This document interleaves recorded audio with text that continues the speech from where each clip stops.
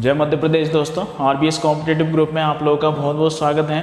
जैसा कि आपको पता है, हम मध्य प्रदेश की नदियों के बारे में पढ़ना है और इससे पहले हम मध्य प्रदेश की नदियों को 2 वीडियो अपलोड कर चुके हैं, जिसमें हमने नर्मदा, इसके बाद हमने पढ़ा है चंबल के बाद हमने पढ़ लिया सोन और ताप्ती।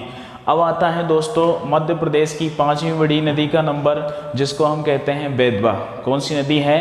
बेतवा नदी। दोस्तों बस ये 5 क्रम ही इम्पोर्टेंट होते हैं। इसके बाद फिर नदियों को आप किसी भी तरीके से पढ़ सकते हैं, उनकी लंबाई याद कर सकते हैं, उनसे इम्पोर्टेंट क्वेश्चन जो बनते हैं वो आप पढ़ सकते हैं।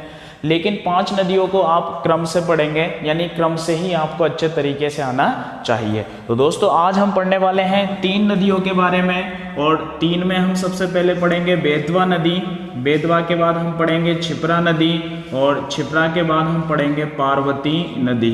बेतवा, क्षिप्रा और पार्वती। ठीक है दोस्तों, तो सबसे पहले स्टार्ट करते हैं हम बेतवा नदी के बारे में। मध्य प्रदेश की जो 5वीं बड़ी नदी है उसको हम कहेंगे बेतवा। तो देखिए दोस्तों, बेतवा कहाँ से निकलती है? तो एक सिंपल सा क्वेश्चन बनता है कि यहाँ पर अगर आप देखें तो ये विंध्याचल पर्वत का एरिया है। यहाँ पर हम मान लेते हैं कि ये रायसेन जिला है। कौन सा जिला है? रायसेन। रायसेन जिले में एक स्थान है जिसको हम कहते हैं कुमरा गांव। क्या कहेंगे? कुमरा गांव। बड़ा इंपॉर्टेंट क्वेश्चन बनता है दोस्तों कि बेतवा नदी का उद्गम स्थल कहाँ से होता है? तो सिंपल सी बात है, कहाँ से होता है? कुमरा गांव, रायसेन से। बेतवा नदी का उद्गम स्थल क्या है? कुमरा गांव, रायसेन। अब किस प्राकृतिक क्षेत्र से? तो भाई आप याद रखेंगे, रायसेन जो आता है वो मालवा प्राकृतिक क्षेत्र के अंतर्गत आता है और विंध्याचल पर्वत श्रेणी के अंतर्गत आता है। इंडियन जियोग्राफी में एक क्वेश्चन बनता है कि मालवा के पठार से निकलने वाली 2 प्रमुख नदियां। तो दोस्तों मालवा के पठार से निकलने वाली 2 प्रमुख नदियां हैं बेतवा और चंबल। ये विंध्याचल पर्वत श्रेणी से निकलती हैं और विंध्याचल पर्वत श्रेणी मालवा पठार के अंतर्गत आती है। तो यहाँ हम पढ़ रहे हैं बेतवा नदी के बारे में हम पढ़ रहे हैं। बेतवा जो होती है कुमरा गांव रायसेन से निकलती है, और दोस्तों जैसे ही रायसेन से थोड़ा आगे जाती है तो रायसेन से जस्ट आगे एक वेरी इंपॉर्टेंट क्वेश्चन बनता है, सांची का स्तूप। क्या बनता है? सांची का स्तूप। सांची का जो स्तूप है, ये सांची जो एक छोटा सा जो टाउन है, एक शहर है या टाउन आप कह सकते हैं, ये रायसेन जिले के अंतर्गत आता है। और ढेरों परीक्षाओं में क्वेश्चन पूछा जाता है कि सांची किस जिले में है? तो रायसेन जिले में है। दोस्तों पूछने का रीज़न यह है कि विदिशा से मात्र ये 7 किलोमीटर दूर है। तो यदि हम इसको देखें, यहाँ पर जाएं तो हमें लगेगा कि हम विदिशा जिले में ही सांची का स्तूप देख रहे हैं, लेकिन ये विदिशा जिले में ना होकर रायसेन जिले के अंतर्गत आता है। तो सांची का स्तूप जो है वो किस नदी के किनारे है? बेतवा नदी के किनारे है। और किस जिले में है? तो आप कहेंगे रायसेन जिले में। दोस्तों सांची का स्तूप तो एक बहुत बड़ी घटना है मध्य प्रदेश जीके के लिए। तो सांची का स्तूप जो है ये किसने बनवाया? सम्राट अशोक ने बनवाया है। और विश्व का सबसे बड़ा बौद्ध स्तूप कौन सा है? सांची का स्तूप है। कौन से जिले में आता है? रायसेन जिले में आता है। सांची में कितने स्तूप हैं? तो दोस्तों एक मुख्य स्तूप है और 2 अन्य स्तूप हैं। तो कितने स्तूप हैं? 3 स्तूप हैं। और पुष्यमित्र शुंग जो है उसने इसका पुनरुद्धार करवाया है सांची के स्तूप का। इसके बाद अन्य सारे क्वेश्चन सांची के स्तूप को लेके बनते हैं। सांची में ही देश का प्रथम बौद्ध विश्वविद्यालय बनाया गया है। तो सांची से जैसे ही आगे निकलती है बेतवा नदी, तो बेतवा नदी जैसे ही आगे निकलती है तो फिर आता है दोस्तों विदिशा जिला। कौन सा जिला आता है? विदिशा। तो यहाँ पर आप याद रखेंगे विदिशा किस नदी के किनारे है? तो बेतवा नदी के किनारे है। विदिशा किस नदी के किनारे है? बेतवा नदी के किनारे। मोस्ट इंपोर्टेंट क्वेश्चन है, कई बार क्वेश्चन परीक्षाओं में पूछा है, विदिशा किस नदी के किनारे है? तो बेतवा नदी के किनारे है। विदिशा से होकर दोस्तों ये पहुंचती है सागर। कहाँ पहुंचेगी? सागर। तो सागर नहीं पूछा जाता है किस नदी के किनारे है, लेकिन सागर से होकर ये बहती है। सागर के बाद आगे बढ़ती है तो सागर से होकर ये अपने यहाँ आती है। इसका जो क्रम है दोस्तों थोड़ा सा मिस हो सकता है, लेकिन आपको याद रखना है कि विदिशा और सागर में ये बहती है। अब अपने यहाँ गुना जिले में आती है। किस जिले में आती है? गुना जिले में। तो गुना पूछा जाता है दोस्तों स्पेशल किस नदी के किनारे है? तो गुना है कौन सी नदी के किनारे? बेतवा नदी के किनारे। सागर जिले की सीमा से बहती है। विदिशा स्पेशल बेतवा नदी के किनारे है और गुना स्पेशल कौन सी नदी के किनारे है? बेतवा नदी के किनारे है। ठीक है दोस्तों। अब बेतवा के बाद, गुना के बाद जब ये आगे बढ़ती है तो गुना के बाद गुना का जस्ट पड़ोसी जो जिला होता है वो अशोकनगर है। तो गुना के बाद ये कहाँ आती है? अशोकनगर। तो अशोकनगर आप कह सकते हैं किस नदी के किनारे है? बेतवा नदी के किनारे है। और अशोकनगर में एक बहुत ही ऐतिहासिक शहर है जिस शहर को हम कहते हैं चंदेरी। कौन सा शहर है? चंदेरी। तो चंदेरी किस नदी के किनारे है? बेतवा नदी के किनारे है। बड़ा मोस्ट इम्पोर्टेंट क्वेश्चन बनता है। चंदेरी जो कि साड़ियों के लिए फेमस है, उस चंदेरी से होकर बेतवा नदी बहती है। इसके बाद दोस्तों जब ये आगे बढ़ती है तो ये यूपी का ललितपुर जिला जाता है। कौन सा जिला है? ललितपुर जिला है। इस ललितपुर में मध्य प्रदेश और उत्तर प्रदेश की सीमा के पास ही एक यहाँ पर बांध बनाया गया है जिसको हम कहते हैं माता टीला बांध। क्या कहेंगे? माता टीला बांध। दोस्तों इस माता टीला बांध को ही राजघाट बांध भी कहा जाता है। क्या कहेंगे? राजघाट बांध। इस पर एक परियोजना बनाई गई है जिसको रानी लक्ष्मीबाई परियोजना के नाम से जाना जाता है। रानी लक्ष्मीबाई परियोजना। दोस्तों रानी लक्ष्मीबाई का क्षेत्र जाता है क्योंकि हमने सुना है बुंदेले हर बोलो के मुंह। हमने सुनी कहानी थी खूब लड़ी मर्दानी वो तो झांसी वाली रानी थी। तो ये वाला जो क्षेत्र है ये बुंदेलखंड है। तो बुंदेलखंड क्षेत्र में महारानी लक्ष्मीबाई का वर्चस्व है। इसके कारण इस परियोजना का नाम माता टीला बांध, राजघाट बांध जो परियोजना है इसको रानी लक्ष्मीबाई परियोजना के नाम से भी जाना जाता है। अब ये किन किन राज्यों की संयुक्त परियोजना है? तो मध्य प्रदेश प्लस उत्तर प्रदेश की संयुक्त परियोजना है। ढेर सारी परीक्षाओं में ये वाला क्वेश्चन पूछा है। माता टीला परियोजना या राजघाट परियोजना या रानी लक्ष्मीबाई परियोजना कौन कौन से राज्यों की संयुक्त परियोजना है? तो मध्य प्रदेश और उत्तर प्रदेश की ये संयुक्त परियोजना है। इसके बाद ये यहाँ से बहते हुए आगे बढ़ती है और ये आती है अब मध्य प्रदेश के छतरपुर जिले में। कौन से जिले में? छतरपुर जिले में। छतरपुर जिले में। इस छतरपुर जिले में दोस्तों, छतरपुर जिले में यहाँ पर एक नदी आकर इससे मिलती है छतरपुर जिले में। उस नदी का नाम है केन नदी। कौन सी नदी है? केन नदी।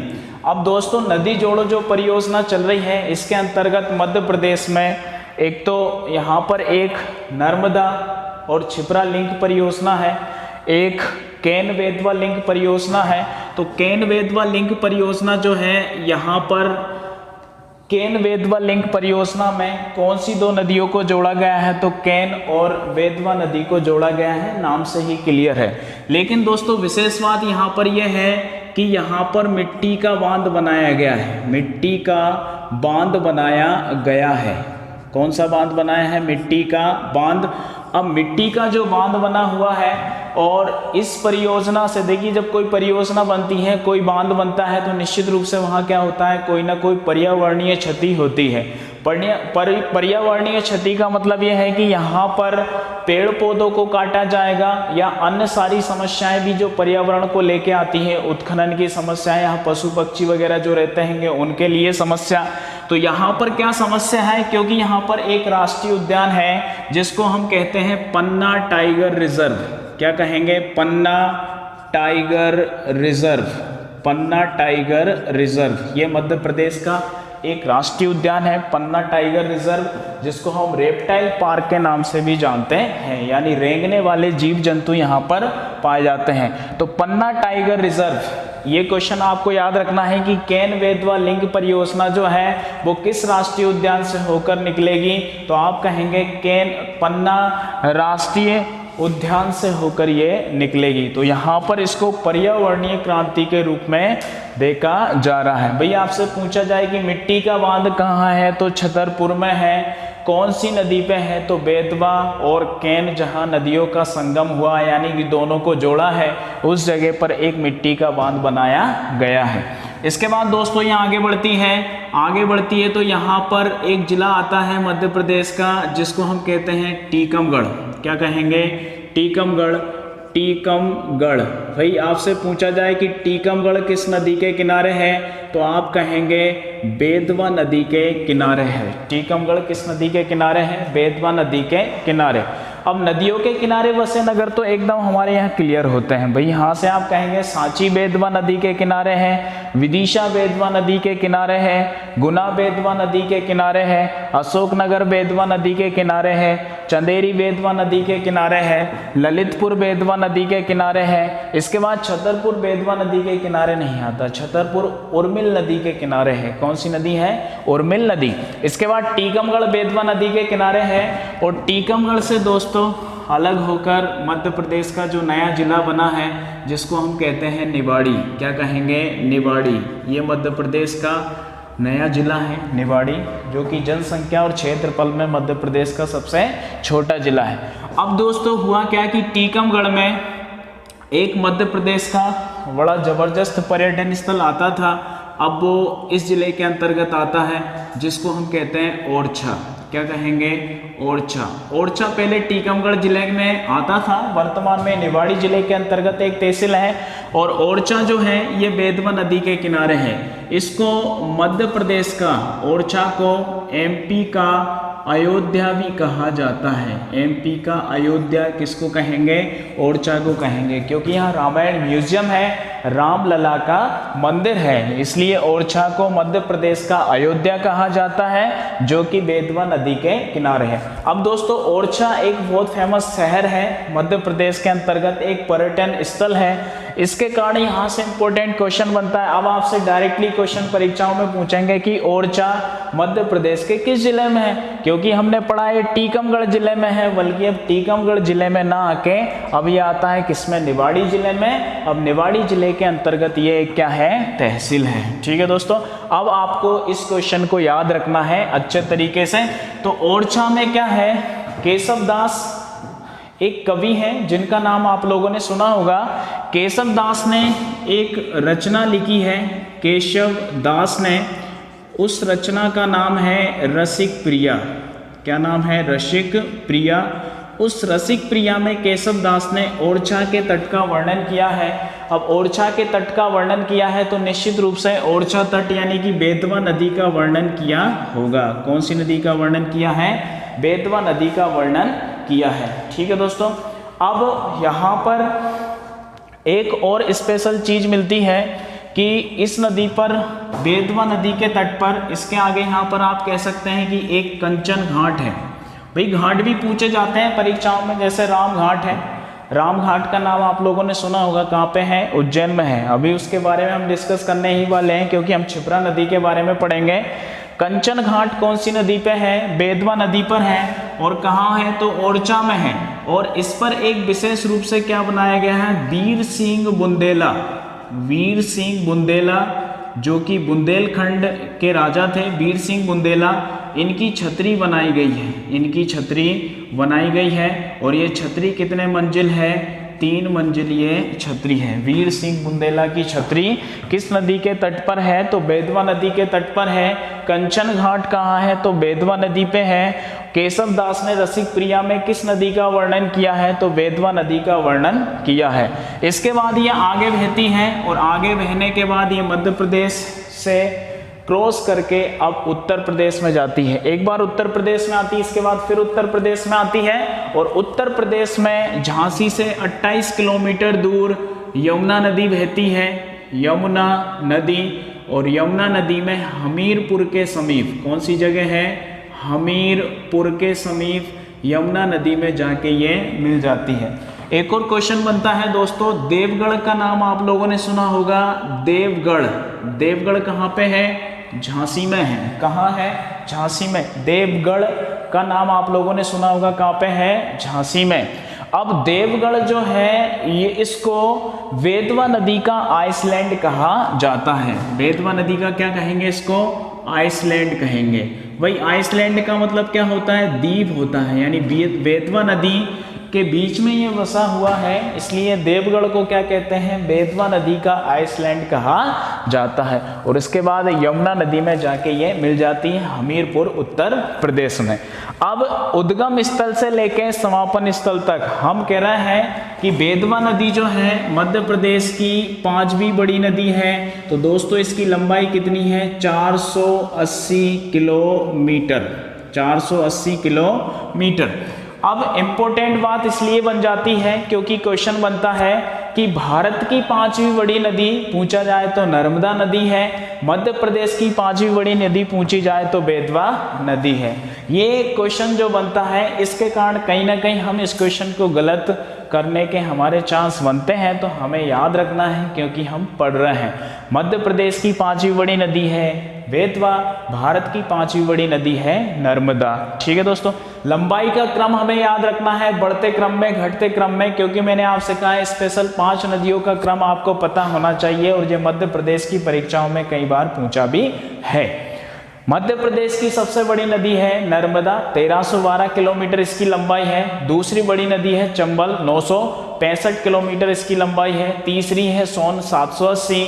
चौथी है ताप्ती, 724 किलोमीटर। और 5वीं बड़ी नदी है बेतवा, 480 किलोमीटर। ठीक है दोस्तों, तो इस तरीके से हमने बेतवा नदी के बारे में क्लियर किया है। अब बेतवा नदी से संबंधित अन्य तथ्य जो बनते हैं वो देखिए। बेतवा नदी से संबंधित अन्य तथ्य क्या हो सकते हैं, तो दोस्तों ये बुंदेलखंड से होकर बहती है, बुंदेलखंड से होकर बहती है, इसलिए इसको कहते हैं बुंदेलखंड की जीवन रेखा। क्या कहेंगे, बुंदेलखंड की जीवन रेखा। कोई भी नदियां जो होती हैं वो किसी भी राज्य या देश की जीवन रेखा कहलाती हैं। तो पश्चिमी मध्य प्रदेश की जीवन रेखा हम किसको कहते हैं, चंबल नदी को कहते हैं। मध्य प्रदेश की जीवन रेखा बेतवा नदी को कहते हैं। बुंदेलखंड की जीवन रेखा किसको कहा जाता है, किसको, बेतवा नदी को बुंदेलखंड की जीवन रेखा कहा जाता है। बड़ा इंपॉर्टेंट क्वेश्चन है दोस्तों, कई बार पूछा है। अब मध्य प्रदेश की गंगा भी इसको कहते हैं। भाई इससे पहले हमने पढ़ा है कि मध्य प्रदेश की गंगा तो कौन सी नदी है, नर्मदा नदी है। उसमें तो हाँ हमने पढ़ा था कि साल में एक बार उसमें गंगा नदी स्वयं वास करती है, तो उसको मध्य प्रदेश की गंगा कहा जाता है। दोस्तों इसको कहते हैं प्रदूषण के आधार पर मध्य प्रदेश की गंगा। किसको कहेंगे, बेतवा नदी को।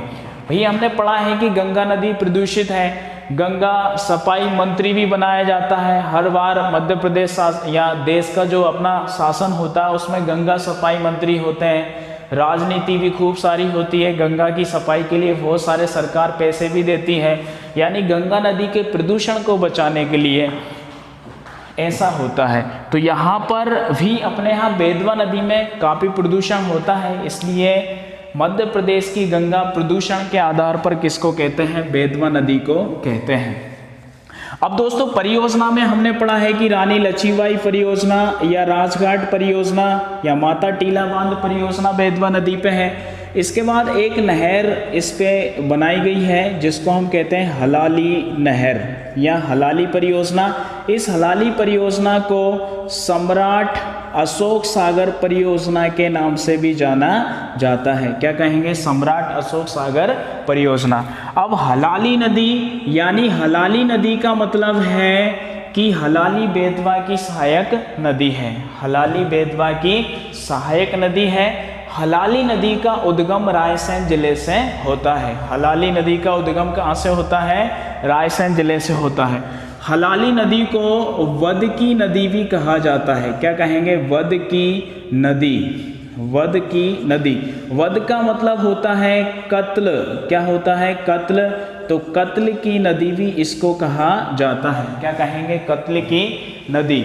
इसको बाण गंगा या थाल की नदी भी कहा जाता है। बाण गंगा या फिर आप क्या कह सकते हैं, थाल की नदी। किसको कहा जाता है, हलाली नदी को कहा जाता है। और हलाली किसकी सहायक नदी है, बेतवा की सहायक नदी है। इसके बाद अन्य सहायक नदियों की बात करें तो इसकी अन्य सहायक नदियां बीना है, धसान है, धसान, बीना, धसान, इसके बाद हमने पढ़ाया केन भी इसकी सहायक नदी है क्योंकि केन को इसमें जोड़ा गया है। तो बीना, धसान, हलाली ये इसकी सहायक नदियां हैं। अब हलाली परियोजना जो है, हलाली परियोजना से लाभान्वित जिले आपसे पूछा जाए तो विदिशा प्लस रायसेन, क्योंकि विदिशा रायसेन से होकर ये स्पेशल रूप से बहती है। तो विदिशा और रायसेन हलाली नहर परियोजना या आप कह सकते हैं सम्राट अशोक सागर परियोजना से लाभान्वित होते हैं।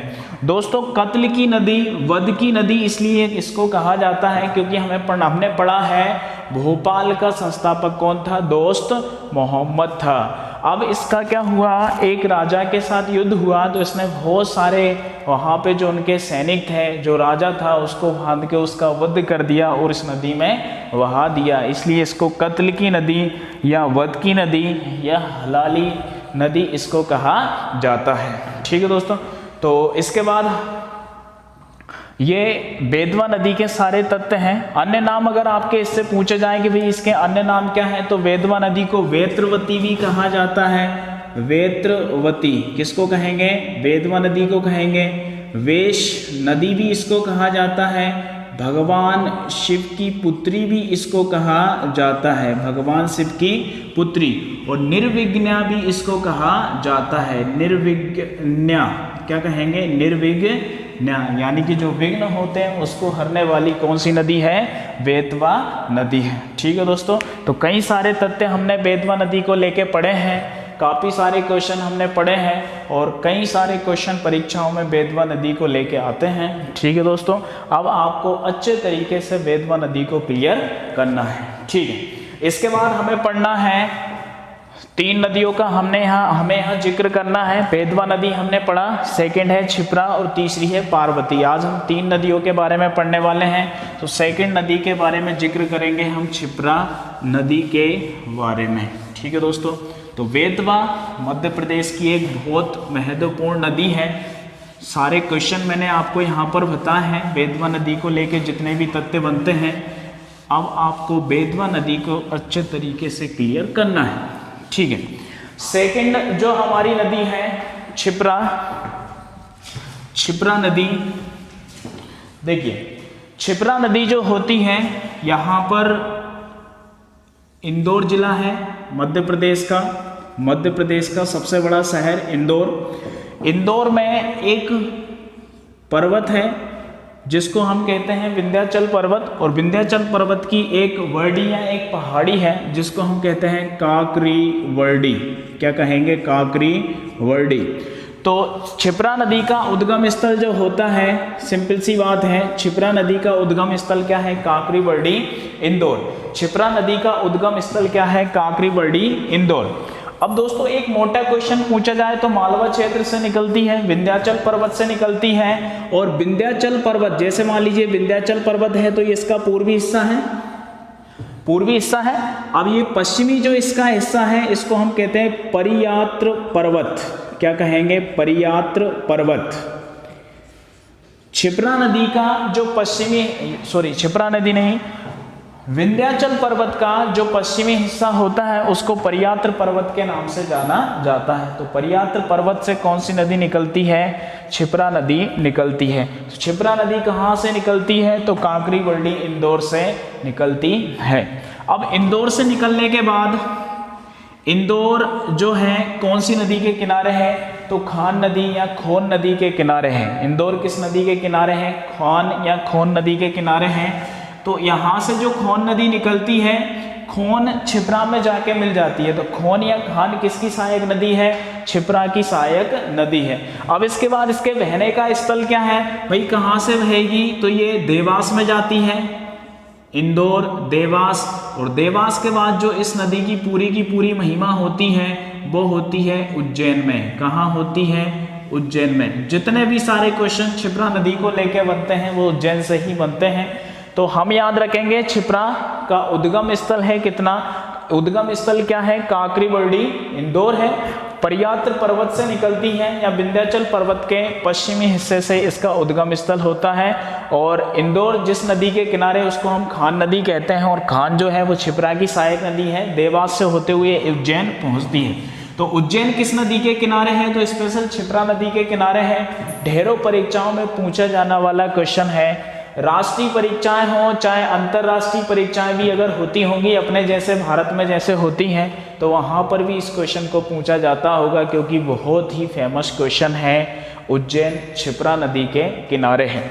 अब फेमस होने का कारण क्या है? तो दोस्तों आपको पता है उज्जैन में है महाकालेश्वर मंदिर। महाकालेश्वर मंदिर, भगवान महाकाल की नगरी किसको कहते हैं? उज्जैन को। तो महाकालेश्वर मंदिर किस नदी के किनारे है? क्षिप्रा नदी के किनारे है। अभी मैं आपसे कंचन घाट का जिक्र किया था। कंचन घाट बेतवा नदी पे है और राम घाट क्षिप्रा नदी पे है। किस नदी पर है? क्षिप्रा नदी पर। राम घाट कहाँ पर है? तो क्षिप्रा नदी पर है। अब है क्या दोस्तों फेमस होने का रीजन है? कुंभ का मेला। कुंभ का मेला, मध्य प्रदेश में कुंभ का मेला कहाँ लगता है? तो उज्जैन में लगता है। कौन सी नदी के किनारे? तो क्षिप्रा नदी के किनारे लगता है। इसके बाद कुंभ का जो मेला होता है, इसमें नहाने का जो विशिष्ट एक वो होता है कि भाई किस स्थान पे विशेष रूप से कुंभ के मेले में हमें नहाना चाहिए, तो उसको हम कहते हैं राम घाट। क्या कहते हैं? राम घाट। तो राम घाट किस नदी के किनारे है? तो क्षिप्रा नदी के किनारे है। राम घाट कहाँ है? तो उज्जैन में है। महाकालेश्वर मंदिर किस नदी के किनारे है? तो क्षिप्रा नदी के किनारे। कहाँ पर है? उज्जैन में है। उज्जैन किस नदी के किनारे है? तो स्पेशल क्षिप्रा नदी के किनारे है। इसके बाद दोस्तों कालियादह पैलेस कई बार पूछा है। कालियादह पैलेस, पैलेस का मतलब महल होता है। कालियादह पैलेस कहाँ पर है? उज्जैन में है। और किस नदी के किनारे है? क्षिप्रा नदी के किनारे है। कुंभ का मेला जो होता है ये 12 वर्षों में लगता है। कितने वर्षों में? 12 वर्षों में। कई बार परीक्षाओं में क्वेश्चन आता है कुंभ का मेला कितने वर्षों में लगता है? 12 वर्षों में। और कुंभ का जो मेला है ये मध्य प्रदेश का सबसे बड़ा मेला है। मध्य प्रदेश का सबसे बड़ा मेला कौन सा है? कुंभ का मेला है, जो कि 12 वर्षों में लगता है। पिछली बार अपने यहाँ लगा है 2016 में, और अगली बार भी करंट के हिसाब से क्वेश्चन पूछा जाएगा 2028 में। कब लगेगा? 2028 में। 12 अगर जोड़े तो 2028 अगला कुंभ का मेला लगेगा। पिछला जो लगा है 2016 में, 12 वर्षों के बाद कब लगेगा? 2028 में। कहाँ लगेगा? उज्जैन में लगेगा। मध्य प्रदेश का सबसे बड़ा मेला कुंभ का मेला कौन सी नदी पे लगता है? तो क्षिप्रा नदी के तट पर लगता है। कहाँ पर आपको स्नान करना चाहिए? तो राम घाट में आपको स्नान करना चाहिए। कालियादह पैलेस किस नदी के किनारे है? तो क्षिप्रा नदी के किनारे है। इसके बाद दोस्तों ये आगे बढ़ती है। उज्जैन के बाद मध्य प्रदेश का अफीम जिला आता है, जिसको हम कहते हैं मंदसौर। कौन सा जिला है? मंदसौर। मंदसौर और नीमच जो होते हैं ये अफीम की खेती के लिए जाने जाते हैं। और हमने पढ़ा था कि चंबल नदी जो होती है कहाँ से निकलती है? जाना पाव पहाड़ी महू इंदौर से। तो जाना पहाड़ी महू इंदौर से इधर से होते हुए रतलाम से होते हुए चंबल नदी इधर आती है, और मंदसौर में चंबल नदी में मिल जाती है। कौन सी नदी? क्षिप्रा नदी। हमने वहां पर पढ़ा था क्षिप्रा जो होती है वो चंबल की सहायक नदी होती है। तो मंदसौर जिले में जाके क्षिप्रा जो नदी होती है वो चंबल नदी में जाके मिल जाती है। टोटल लंबाई कितनी है? तो 195 किलोमीटर क्षिप्रा नदी की लंबाई है, और मंदसौर में ये चंबल नदी में जाके मिल जाती है। ठीक है दोस्तों। तो इसकी अन्य सहायक नदियां पूछी जाए तो गंभीर क्षिप्रा की सहायक नदी है, जयवंती इसकी सहायक नदी है, और एक हमने पढ़ लिया खोन इसकी सहायक नदी है। गंभीर जो नदी है इसमें दोस्तों एक क्वेश्चन बनता है कि हमने नदी जोड़ो योजना अभी अपन ने अभी पढ़ा था बेतवा नदी के बारे में कि बेतवा और कैन नदी को जोड़ा गया है। ऐसे ही गंभीर क्षिप्रा और नर्मदा लिंक परियोजना के द्वारा इन तीनों नदियों को जोड़ा गया है। तो पिछली बार देखिए दोस्तों हम 2016 में जो कुंभ में स्नान किए थे, वैसे हम क्षिप्रा नदी में स्नान करने के लिए जाते हैं, लेकिन नर्मदा नदी को छिप्रा नदी में जोड़ा गया था, यानी पानी की कमी के कारण जो नर्मदा का पानी था वो छिप्रा में छोड़ा गया था। ठीक है दोस्तों, तो इस तरीके से ही हमारी नेक्स्ट नदी क्लियर होती है, छिप्रा नदी। एक और दोस्तों इसको लेके विशेष क्वेश्चन बनता है कि इसको मालवा की गंगा कहा जाता है। क्या कहेंगे? मालवा की गंगा। कौन सी नदी को कहेंगे? छिप्रा नदी को। भाई गंगा तो बिल्कुल होगी क्योंकि इतनी पवित्र है। पूरा मध्य प्रदेश, क्या पूरा भारत बल्कि पूरे विदेशों से लोग यहाँ पर रामघाट में स्नान करने के लिए आते हैं कुंभ के मेले में, या ऐसे भी दर्शनार्थी जो होते हैं, यात्री जो होते हैं, काफ़ी सारे लोग यहाँ पे आते हैं क्योंकि उज्जैन की ऐसी महिमा है, मंदिर और मूर्तियों का नगर, महाकालेश्वर की नगरी उज्जैन। ठीक है दोस्तों, तो ये हमारी सेकंड नदी आज की क्लियर होती है, छिप्रा नदी। नेक्स्ट नदी हम पढ़ने वाले हैं पार्वती नदी। तीसरी नदी है पार्वती। ठीक है दोस्तों, अब 5 नदियों का जो होता है, 5 नदियों को लेकर काफ़ी सारे तथ्य बनते हैं। अब जो छोटी छोटी नदियां हैं उनका उद्गम स्थल, उनका समापन स्थल और उसके किनारे बसे नगर या कोई उस पर परियोजना है या बांध है, ऐसे क्वेश्चन विशेष रूप से पूछे जाते हैं। ठीक है दोस्तों, तो यहाँ पर हम करने वाले हैं नेक्स्ट हमारी तीसरी नदी जो है वो है पार्वती नदी। कौन सी नदी है? पार्वती। पार्वती में क्या है दोस्तों? पार्वती नदी निकलती है सीहोर जिले से। कहाँ से निकलेगी? सीहोर से। सीहोर जिले में एक तहसील है जिसको हम कहते हैं आष्टा। क्या है? आष्टा। ठीक है दोस्तों, आष्टा सीहोर जिले में एक तहसील है। आष्टा सीहोर से निकलती है कौन सी नदी? पार्वती नदी। कौन सी नदी निकलती है? पार्वती नदी। आष्टा सीहोर से निकलती है पार्वती नदी।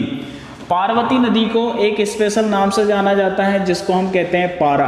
क्या कहेंगे? पारा, पार्वती या पारा। कौन सी नदी को कहा जाता है? पार्वती नदी को कहा जाता है। कहाँ से निकलती है? आष्टा सीहोर से। आष्टा सीहोर से निकलने के बाद दोस्तों यहाँ पर सारंगपुर शाजापुर की सीमा से होते हुए, सारंगपुर शाजापुर की सीमा से होते हुए शाजापुर सारंगपुर के बाद ये आती है राजगढ़ जिले में। कहाँ आती है? राजगढ़ जिले में। तो राजगढ़ जिले में कहाँ पे? तो कुरावर की सीमा से होते हुए कुरावर, नरसिंहगढ़ और इसके आसपास से होते हुए गुना जिले में एंटर करती है, गुना जिले में। तो यहाँ से दोस्तों क्वेश्चन बनता है कि सारंगपुर किस नदी के किनारे है? सारंगपुर किस नदी के किनारे है? तो हम कहेंगे पार्वती नदी के किनारे है। आष्टा सीहोर किस नदी के किनारे है? तो पार्वती नदी के किनारे है। सारंगपुर दोस्तों कंफ्यूजन होता है, दो दो नदियां यहाँ पर दर्शाई जाती हैं, कभी पार्वती कभी काली सिंधु, दो नदियां के बारे में जिक्र होता है। तो यहाँ पर हम कह सकते हैं जो भी क्वेश्चन में आपको मिले विशेष रूप से पार्वती आप दर्शाएंगे, पार्वती अगर नहीं आता है तो फिर आप काली सिंध। इसके बाद ये यहाँ से होते हुए फिर कुरावर पहुँचती हैं। कुरावर की सीमा से आगे बढ़ के नरसिंहगढ़ के आसपास से होते हुए ये यहाँ पर पहुँचती है। एक क्वेश्चन बनता है दोस्तों, वैसे तो हम राजगढ़ के आसपास इसको देखते नहीं है, राजगढ़ स्पेशल राजगढ़ के जस्ट पीछे से निकली है कौन सी नदी? नेवस नदी। लेकिन राजगढ़ पूछा जाता है किस नदी के किनारे है? तो राजगढ़ हम कहेंगे किस नदी के किनारे है? पार्वती नदी के किनारे है। ठीक है दोस्तों, आपको याद करना है जैसे हमने अभी पढ़ा है कि गुना बेतवा नदी के किनारे है। भाई गुना के पास तो पार्वती पड़ती है, फिर भी हम पार्वती नहीं दर्शाते हैं, यानी गुना से कुछ दूरी से होते हुए गुना जिले की सीमा से होते हुए बेतवा नदी बहती है, इसलिए गुना बेतवा नदी के किनारे है। और राजगढ़ की सीमा से होते हुए पार्वती नदी बहती है, तो पार्वती नदी के किनारे कौन सा जिला है? राजगढ़ जिला है। इसके बाद ये गुना में एंटर होती है, तो गुना में एंटर होती है, तो गुना में भाई यहाँ पे आप कह सकते हैं कुंभराज जो है ये पार्वती नदी के किनारे है। कुंभराज दोस्तों स्पेशल एशिया महाद्वीप में फेमस है धनिया की मंडी के लिए कुंभराज फेमस है।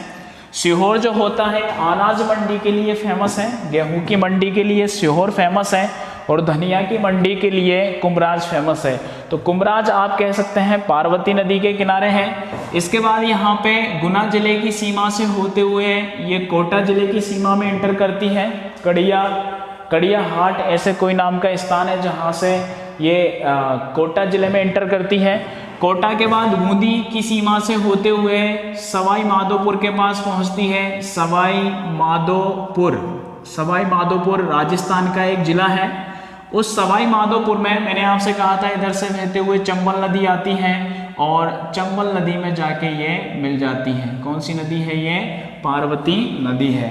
ठीक है दोस्तों, अब इसकी लंबाई को लेके बड़ी एक प्रॉब्लम है, लंबाई को लेके एक काफ़ी समस्या है कि भाई इसकी लंबाई कितनी है। तो लंबाई तो कई अलग अलग किताबों में अलग अलग दी है, कहीं पर 37 किलोमीटर मिलती है तो कहीं पर कुछ मिलती है।